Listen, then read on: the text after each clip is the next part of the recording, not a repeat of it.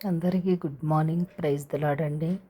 ఈరోజు దేవుని యొక్క వాగ్దానము అపోస్తల కార్యములు 2వ అధ్యాయము 17వ వచనము.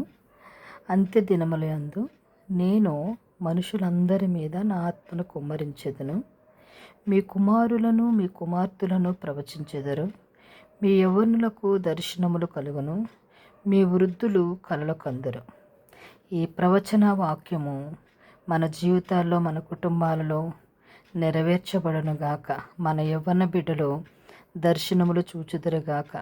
మన కుమారులు కుమార్తెలు ప్రవచించుదురుగాక. కాబట్టి మన కుటుంబంలో ఉన్న ప్రతి ఒక్కరూ దేవుని ఉద్దేశ ప్రకారముగాను ఆయన యొక్క కళల్లోనూ దర్శనాలను ప్రవచనపూర్వకంగా మన బిడ్డలు మనము కలిగి నిత్యం ఈ వాక్యమును మన హృదయాలలో నెవరవేసుకుంటూ ఆ దేవాతి దేవుని భయంతో భక్తితో ప్రార్థిద్దామండి. ఎందుకంటే చాలా భయంకరమైన దుర్దినాల్లో మనం ఉంటున్నామండి. సమయమును పోనివ్వక ప్రార్థన చేద్దాం. ఎదటి వారి గురించి ప్రార్థన చేద్దాం. మన ఇరుగు పొరుగు వారి కొరకు, రక్షణ కొరకు ప్రార్థన చేద్దామండి. దేవుని రాకడ సమీపంలో మన అందరము ఉన్నామండి. అందరికీ ప్రైజ్ ద లార్డ్.